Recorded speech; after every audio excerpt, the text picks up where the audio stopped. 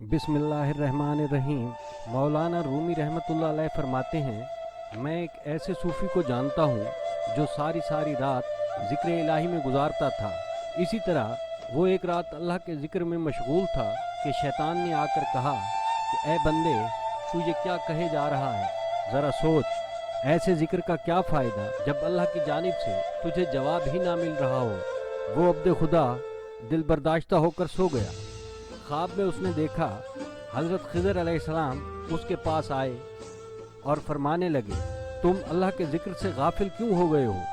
वो बंदा कहने लगा कि अल्लाह की तरफ से जब जवाब ही ना मिल रहा हो, अल्लाह अल्लाह करने का क्या फ़ायदा। हज़रत खिज़र अलैहिस्सलाम मुस्कुराए और कहने लगे, ऐ अब्दे खुदा, अल्लाह फरमाता है कि ऐ बंदे, तेरा अल्लाह अल्लाह कहना ही मेरा जवाब है। अगर तेरा अल्लाह अल्लाह कहना कबूल ना होता तो तुझे इतनी तौफीक भी ना देता कि तू अल्लाह का नाम ले। नाजरीन, वीडियो पसंद आए तो लाइक कीजिए, शेयर कीजिए, चैनल को सब्सक्राइब कीजिए और बेल आइकन को ज़रूर प्रेस कीजिए ताकि हर नई आने वाली वीडियो का नोटिफिकेशन आपको बर वक्त मिलता रहे। वीडियो देखने का शुक्रिया।